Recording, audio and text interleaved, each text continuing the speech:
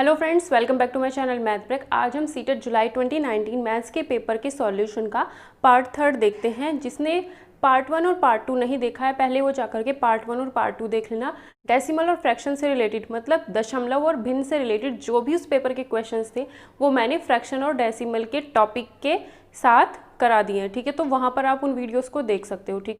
CTET paper 1 के लिए पूरी की पूरी एक प्लेलिस्ट बना रखी है। प्लेलिस्ट में जाकर के सारी वीडियोस आप सीरियल वाइज वहाँ से देख सकते हो।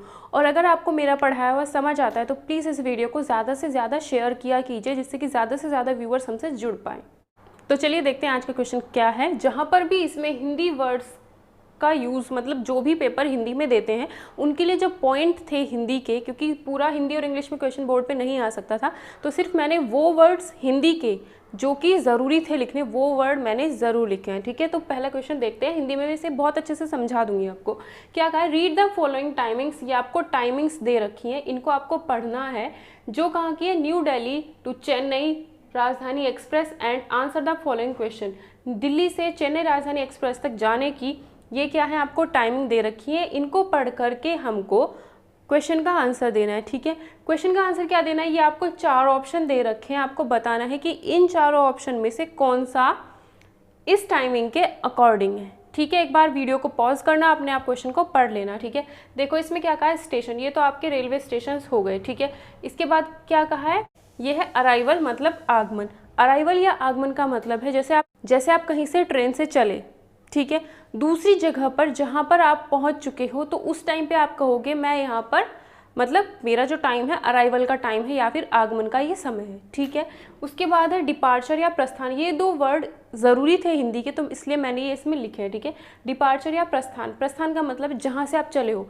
अगर मैं यहाँ से रेलवे स्टेशन, इस रेलवे, मान लो मैं न्यू दिल्ली में हूँ, यहाँ रेलवे स्टेशन से मैं चलती हूँ, तो मैं यहाँ से प्रस्थान करती हूँ। तो चलने का समय, शुरुआत जहाँ से होती है वो आपका आएगा डिपार्चर या प्रस्थान में। अराइवल या आगमन में आएगा जहाँ पर आप पहुँच चुके हो। न्यू दिल्ली से मान लो आप चले, चेन्नई आप पहुँचे हो, तो न्यू दिल्ली से आप प्रस्थान करे हो, यानी डिपार्चर करे हो यहाँ से। और अगर आप चेन्नई पहुँचते हो तो वहाँ पर क्या हुआ है, आपका अराइवल हुआ है, आगमन हुआ है। ये चीज़ आपको समझने की थी। ये 2 वर्ड इंपॉर्टेंट थे हिंदी के, इसलिए मैंने ये बता दिए, ठीक है। उसके बाद आपको ऑप्शंस पढ़ने हैं। उन ऑप्शंस में से आपको देखना है कौन सा ऑप्शन आपका इसके अकॉर्डिंग बिल्कुल सही बैठता है, ठीक है। तो पहला ऑप्शन देखते हैं, द ड्यूरेशन ऑफ जर्नी, मतलब यात्रा का समय। ड्यूरेशन ऑफ जर्नी, यात्रा का समय। फ्रॉम नागपुर टू चेन्नई, नागपुर से चेन्नई तक का इस 15 आवर 10 मिनट।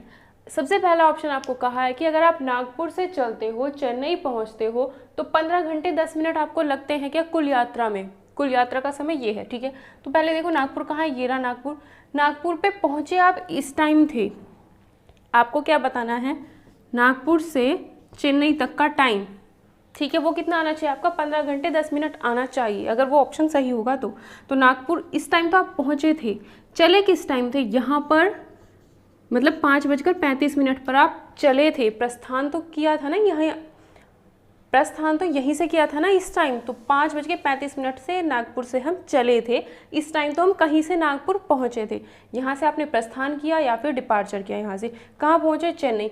5:35 पे आप चले हो और पहुँचे कितने बजे हो, पहुँचे मतलब आगमन या अराइवल किस टाइम हुआ है, इस टाइम आपका अराइवल या आगमन हुआ है, ठीक है। ये टाइम तो बीच का हो गया, ये टाइम तो विजयवाड़ा का हो गया कि भाई विजयवाड़ा आप इतने बजे पहुँच, मतलब नागपुर से आप डायरेक्ट चेन्नई तो नहीं जा पाए, आप क्या गए, नागपुर से विजयवाड़ा गए, विजयवाड़ा से चेन्नई गए, ठीक है। उससे हमें कोई मतलब नहीं है, हमें तो सिर्फ ये पूछा है नागपुर से चेन्नई तक हमें कितना टाइम लगा। बीच में आप चाहे कहीं भी रुके हो, आप यहाँ से मान लो आप न्यू दिल्ली से चेन्नई जा रहे हो, ठीक है। न्यू दिल्ली से जब आप चेन्नई जा रहे हो, बीच में आपका कोई और स्टेशन भी पड़ सकता है। आप पहले दूसरे स्टेशन पर गए, फिर ठीक है वहाँ पे थोड़ी देर रुकी, फिर वहाँ से चेन्नई के लिए निकले हो, ठीक है।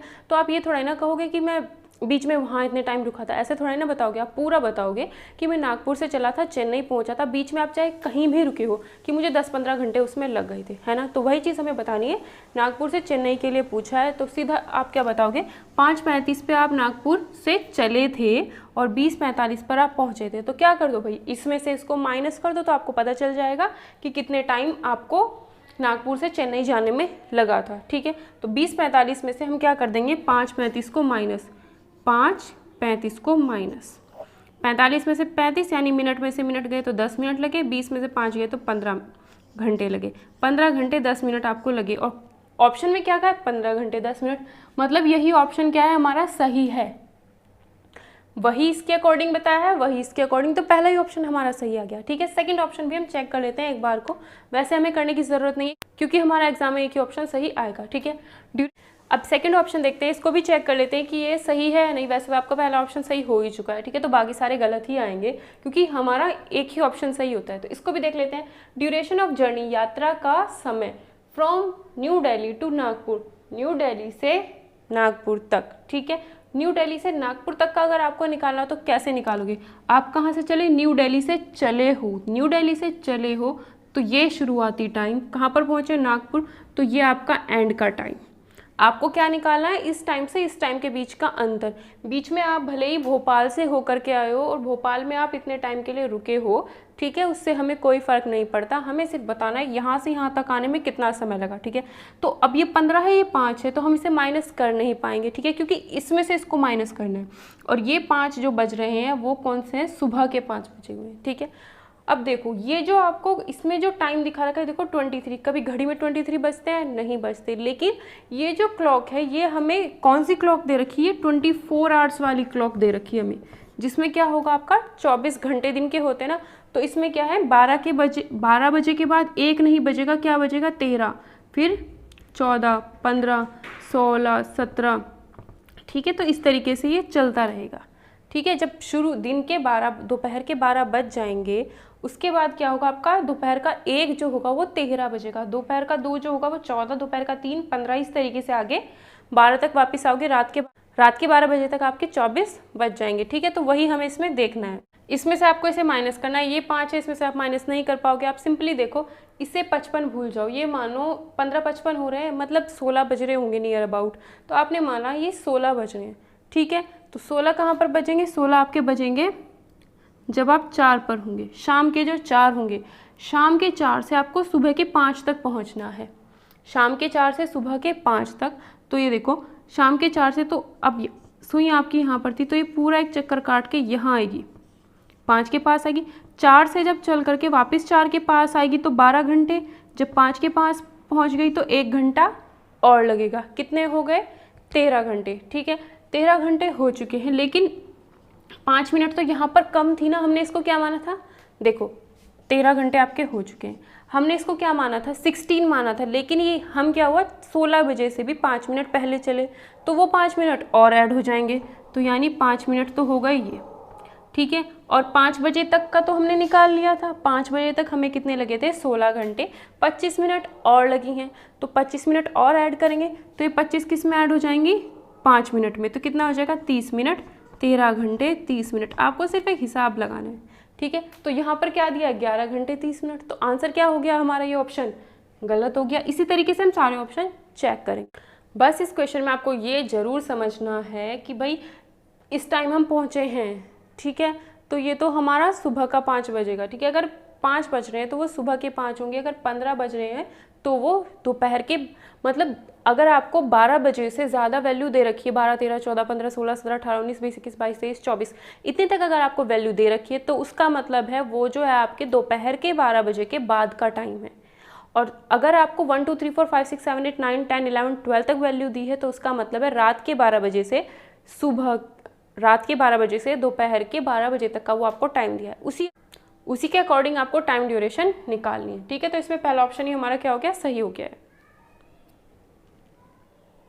तो चलिए नेक्स्ट क्वेश्चन देखते हैं, जो आपको हिंदी और इंग्लिश में दोनों में लिखा हुआ है। एक बार वीडियो को पॉज करना और इसको समझना। इसकी पीडीएफ आपको टेलीग्राम चैनल पे मैं शेयर कर रही हूँ। ठीक है, क्या कहा है, Asha plans to save some money from household expenditure to buy a mobile phone. मतलब आशा जो थी वो घर के खर्चों में से पैसा बचाती थी कुछ ना कुछ, और उससे फिर एक मोबाइल खरीदना चाहती थी। ठीक है, उसके बाद कहा है एवरी वीक, हर हफ्ते, she saves ₹50 on Monday, ₹100 on Wednesday, ₹80 on Friday. मतलब हर हफ्ते, एक हफ्ते में 7 दिन होते, 7 दिन में से मंडे को वो ₹50 सेव करती थी, मतलब बचाती थी।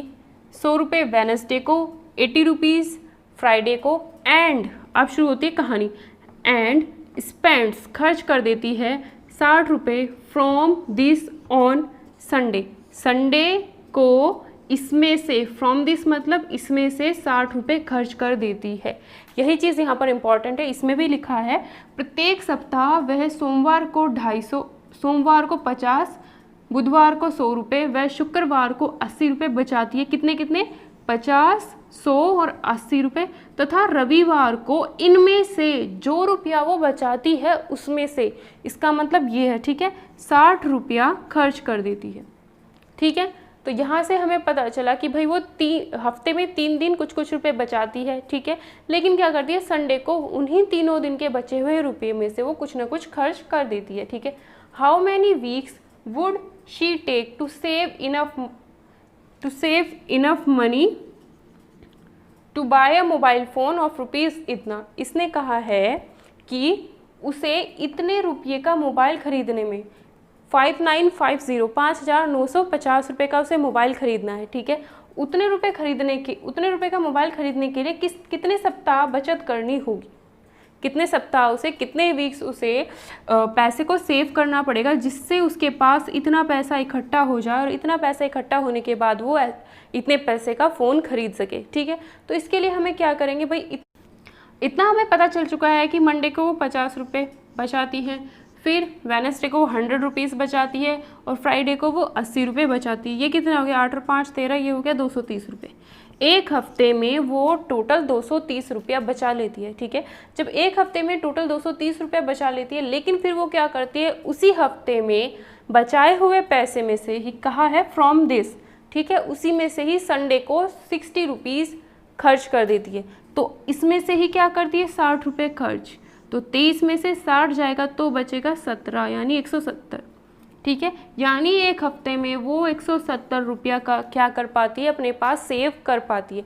तो एक हफ्ते में जब वो 170 रुपये इकट्ठा कर पाती है, 2 हफ्तों में कितना करेगा, 340, 3 हफ्तों में क्या कितना करेगी, 510, मल्टीप्लाई करते चले जाएंगे। एक हफ्ते में वो 170 रुपया बचा पाती है, 2 हफ्ते में 170 को 2 से गुना कर देंगे भाई, 2 हफ्ते में और ज़्यादा करेगी, 3 हफ्ते करेंगे तो 3 से मल्टीप्लाई कर देंगे, लेकिन हमें पता ही नहीं है कि वो कितने हफ्ते तक बचाती है। ठीक है, तो हमने मान लिया कि वो n हफ्ते तक रुपया बचाती है। ठीक है, तो n हफ्ते में वो 170 इंटू n रुपया बचाएगी, इतना रुपया का क्या करेगी, वो बचाएगी। ठीक है, और जितना रुपया वो बचाएगी इसी से ही वो क्या खरीदेगी, फ़ोन खरीदेगी। इतने ही रुपये से जब वो फ़ोन खरीदेगी तो ये रुपया इस रुपये के बराबर हो जाएगा, क्योंकि क्वेश्चन में उसने कहा है, क्वेश्चन के अकॉर्डिंग उसने हमें ये वैल्यू दी है कि इतने रुपये का वो फ़ोन खरीदेगी। ठीक है, हमारे अकॉर्डिंग आया कि वो इतने रुपये का फ़ोन खरीदेगी, तो ये और ये क्या हो जाएंगे, दोनों बराबर हो जाएंगे। जब ये दोनों बराबर हो जाएंगे तो हम इन दोनों को क्या कर देंगे, बराबर लिख देंगे। ठीक है, अब देखो n के साथ 170 अगर मल्टीप्लाई में है, इन दोनों के बीच में अगर ये गुणा का निशान है तो बराबर के उधर जाते ही, इक्वल टू के इधर जाते ही ये जो है ना, ये नीचे चला जाता है, तो ये यहाँ से हट करके नीचे चला जाएगा, डिवाइड में चला जाएगा। इधर गुणा में है, बराबर के इधर जाएगा तो भाग में जाएगा। ठीक है, अब देखो 0 से 0 कट गया, 17 का टेबल पढ़ो, 17 तिया 51, 17 पंजे 85, तो n की वैल्यू कितनी आ जाती है, 35। इसका मतलब है कि उसे 35 वीक्स तक, इसका आंसर क्या हो गया, 35 हो गया, 35 वीक्स तक उसे पैसे बचाने होंगे, तब जा करके वो क्या करेगी, इतने पैसे का एक मोबाइल फ़ोन खरीद पाएगी। नेक्स्ट क्वेश्चन देखते हैं, ये लास्ट क्वेश्चन है, इसे अच्छे से देख लेना। ठीक है, इसको करने के लिए आपको पहले मेंसुरेशन की समझ होनी चाहिए। ठीक है, आप जा करके प्लेलिस्ट में मेंसुरेशन की वीडियोस देख सकते हो। ठीक है, वैसे मैं इसको अच्छे से यहाँ पर समझा दूंगी। क्या कहा है, the side of a square, square का मतलब क्या होता है, वर्ग, ये होता है आपका स्क्वायर। स्क्वायर में क्या होता है, एक तो ये एंगल जो होते हैं 90 के बने हुए होते हैं, 90 डिग्री के ये एंगल्स मतलब कोण होते हैं। ठीक है, दूसरा होता है इसमें कि ये जितनी होती है, अगर ये 12 है, इस क्वेश्चन में ये 10 दे रखी है, अगर ये 10 सेंटीमीटर है ये साइड या फिर ये भुजा 10 सेंटीमीटर है, तो ये भी उतनी ही होती है, ये भी और ये भी, चारों साइड क्या होती हैं, चारों भुजाएं क्या होती है, वर्ग की बराबर होती है, और एंगल ये 90 डिग्री होते हैं। ये था वर्ग के बारे में। इसके बाद इसने क्या कहा, the side of A square is 10 centimetre, एक वर्ग की भुजा 10 सेंटीमीटर है, तो इस वर्ग की भुजा ये 10 सेंटीमीटर हमने मान ली। ठीक है, इसके बाद क्या कहा है, how many times will the new perimeter become if the side of the square is double, मतलब if the side of square, square की साइड अगर इस वर्ग की भुजा को डबल मतलब दोगुना कर दिया जाए, वही कहा है इस वर्ग की भुजा दुगनी कर दी जाए तो नया परिमाप कितने गुना हो जाएगा। अगर इस स्क्वायर की जो ये साइड है इसको मैं डबल कर दूं, इसकी क्या है 10, अगर मैं इसको डबल कर दूं, डबल का मतलब है 2 से गुणा 20 कर दूं, तो उसके बाद जो इसका पेरीमीटर है, ठीक है, वो तो अलग होगा, लेकिन इसकी साइड को डबल करने के बाद, इसकी साइड को डबल करने के बाद एक नई साइड आएगी, ठीक है। जब ये नई साइड आएगी 20 सेंटीमीटर, तो फिर क्या होगा, एक नया का नया वर्ग आपके सामने बन के आएगा। तो ये वर्ग जो होगा पहले वाले वर्ग से बड़ा होगा, ये 20, ये भी 20, ये साइड भी 20, ये साइड भी, ये भी क्या हो गई 20, ये सारी क्या होंगी 20। तो इसने कहा है इसका जो परिमाप आएगा, ठीक है, इसका परिमाप क्या आएगा, परिमाप का मतलब यानी पैरीमीटर का मतलब क्या होता है, अगर आप यहाँ पर खड़े हो और चलना शुरू करते हो यहाँ से, तो इसकी सारी साइड्स को आपको कवर करके वापस उसी जगह पर आना होगा, ठीक है, ये क्या होता है पैरीमीटर। तो इसका परिमाप क्या होगा बताओ, 20 20 20 20, चारों साइड्स को आपको ऐड करना है, वही आपका परिमाप होता है, ठीक है। या फिर वर्ग का परिमाप का फॉर्मूला होता है 4 इंटू भुजा या फिर 4 इंटू साइड, वही है, क्योंकि 4 भुजाएं हैं तो 4 से एक भुजा को गुना कर दो, ठीक है। तो 4 इंटू भुजा कितनी है 20, 4 दूनी 8, ये कितना है 80 सेंटीमीटर। तो ये कितना है, नए वाले का कितना आया परिमाप 80, ठीक है। इसी तरीके से पुराने वाले का निकालो, ये 10 है, ये भी 10, ये भी 10, ये भी 10, तो क्या होगा, क्योंकि वर्ग का परिमाप का फॉर्मूला 4 इंटू साइड, साइड की वैल्यू कितनी दी है 10, तो ये कितना हो जाएगा 40, तो इसका परिमाप कितना आएगा 40। इसने क्या पूछा है, how many times will the new perimeter, नया पैरीमीटर कितना गुना हो जाएगा पुराने वाले पैरीमीटर के, ठीक है। तो ये कितना है 40, ये कितना है 80, 40 से ये कितना हुआ है डबल हुआ है, 2 गुना हुआ है, तो वही इसमें पूछा था, तो इसका आंसर क्या हो गया 2 गुना हो गया। क्या करो, ऐसे नहीं समझ आता, 40 से दुगुना हुआ है 80, ये तो दिख रहा है, अगर नहीं समझ आता तो क्या करो, नए वाले पैरीमीटर को ऊपर रखो, पुराने वाले पैरीमीटर को नीचे रखो, डिवाइड करो, 4 दूनी 8, तो ये कितना है 2, तो ये कितना हुआ है 2 गुना हुआ है, ठीक है। अगर आपको मेरा पढ़ाया हुआ समझ आता है तो प्लीज़ प्लीज़ प्लीज़ इस वीडियो को ज़्यादा से ज़्यादा शेयर करना, जिससे ज़्यादा से ज़्यादा व्यूअर्स इस वीडियो को देख सकें।